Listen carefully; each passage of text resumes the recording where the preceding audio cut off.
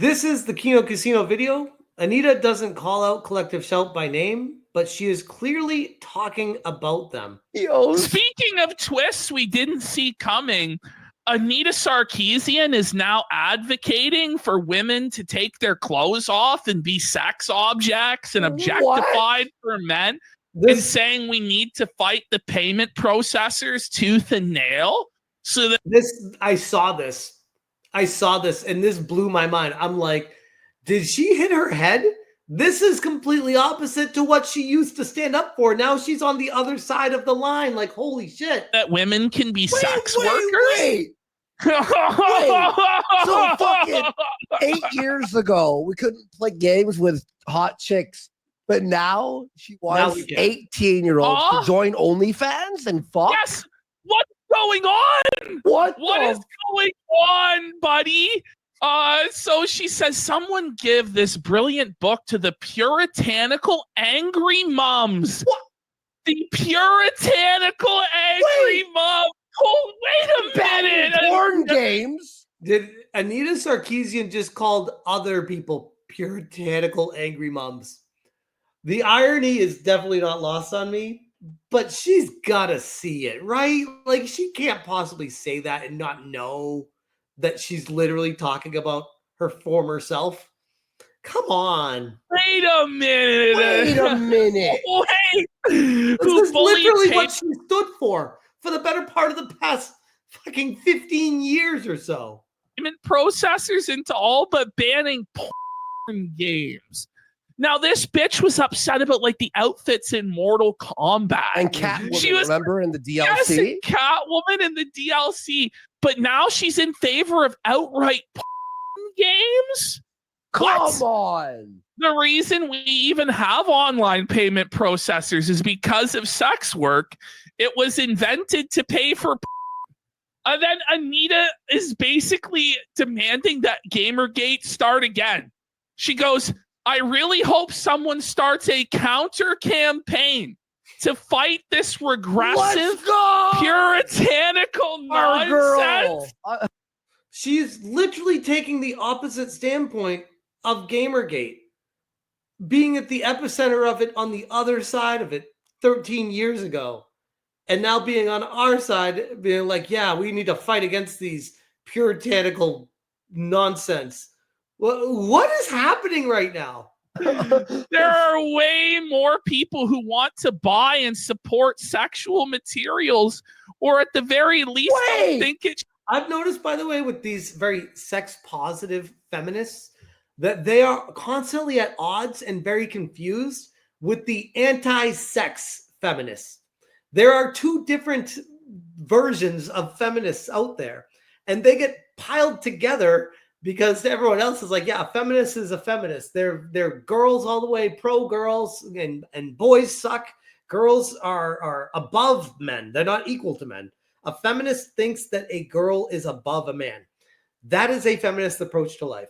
But there are a segmented portion of feminists out there where they are the pro-sex positive feminists saying they want to use their body and use it however they want to, almost like the hippie version of a feminist where they're pro-sex. And then there's the anti-sex, anti-pro-body people in the feminist movement.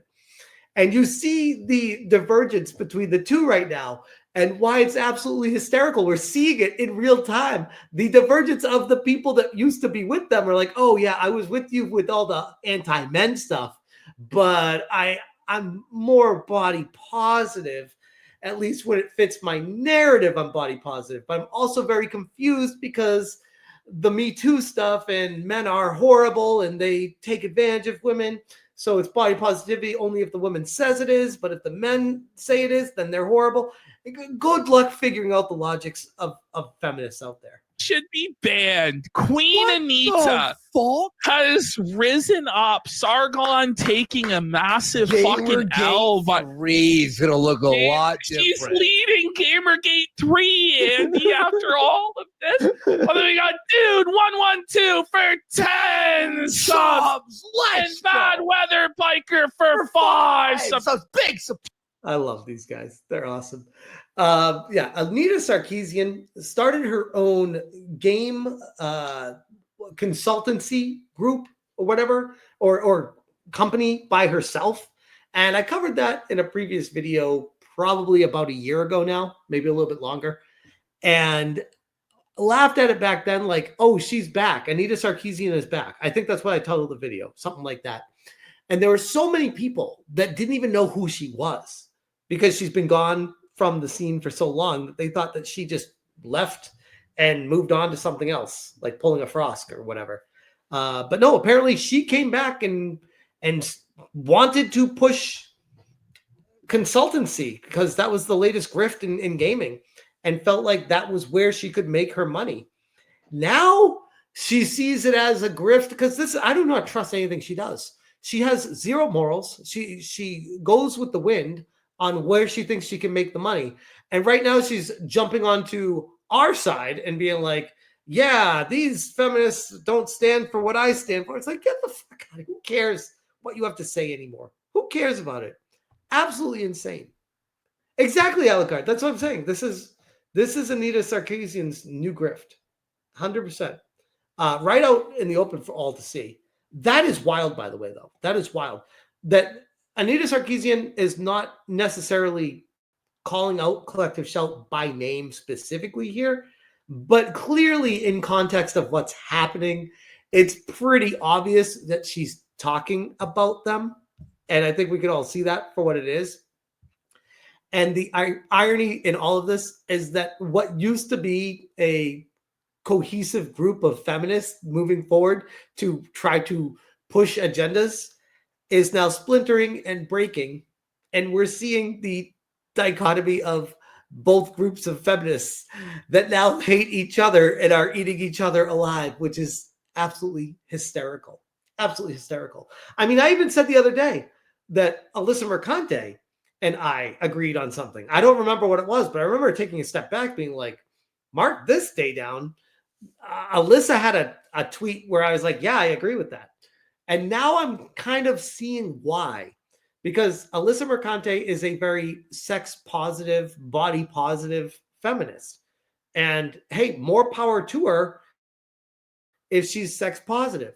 My issue with the hypocrisy with these people is I get to say what I want about me.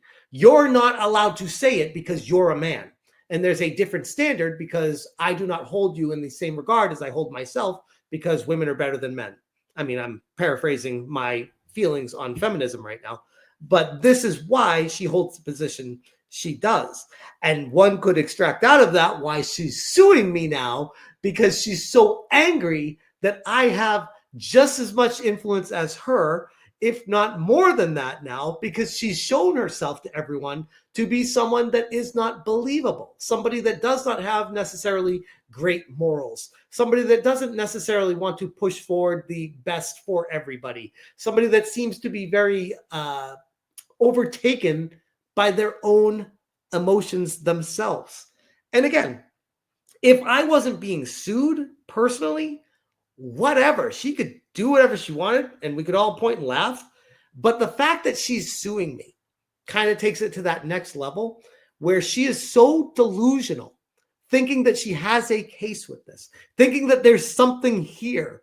It's like, how morally broken are you? How lost in this world are you to think that because somebody else has an opinion that clashes with you, or that somebody else says the same words or very similar words about you that you say yourself, or calls you a name that you wear as a hairpin in your hair yourself? Again, the hypocrisy of how you allow yourself to say and do these things. But if someone you don't like says and does them, you sue them. Please, somebody make it make sense. So yes, while I am willing to fight with everyone to push for the free market and the avenue for games to be available for everyone, I understand and I will always know that these people are not to be trusted. I do not think they are intelligent. I do not think they understand the reality of the world. They are too caught up in their own mind to really see beyond themselves. And because of that, they are pushing their own agendas and they will be left behind when all of this is said and done. And yeah, it is what it is. Exactly, Smexy. Exactly. The enemy of my enemy is kind of what this whole situation feels like. Kyle says, Smash, there are 8 types of feminism. Smash, I just asked ChatGPT. Take a look. Holy shit. Are you serious right now? Feminism isn't just one unified movement. It's a broad umbrella that has many branches that differ in their priorities, strategies, and political leanings. Depending on how you categorize them, you'll often see 5 to 8 main types discussed, though some scholars and activists break them down into even more niche subtypes. Oh my God, these people. Liberal feminism. Core belief. Gender equality can be achieved within the current legal, political, and economic systems. Reform laws promote equal rights and remove formal barriers to women's participation in public life. Policy change, education, anti-discrimination. Critique. Often criticized for centering middle-class Western women's issues and not addressing deeper systematic inequities. Radical feminism. The patriarchy is a fundamental system of oppression that must be dismantled entirely. Restructuring society to eliminate male dominance in all areas: politics, culture, sexuality, and family. Consciousness raising separatism, challenging traditional gender roles. Critiques. Sometimes accused of being too utopian, hostile to men, or exclusionary towards trans women in certain radical feminist circles.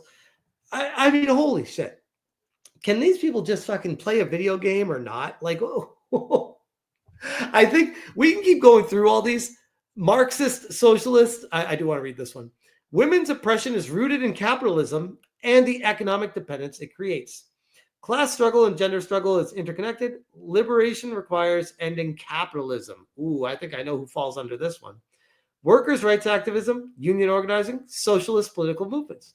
Critics say it can prioritize class issues over gender-specific issues. Again, what I was saying before this, like, if you care about video games, pick up a controller and play the video game that you want to play.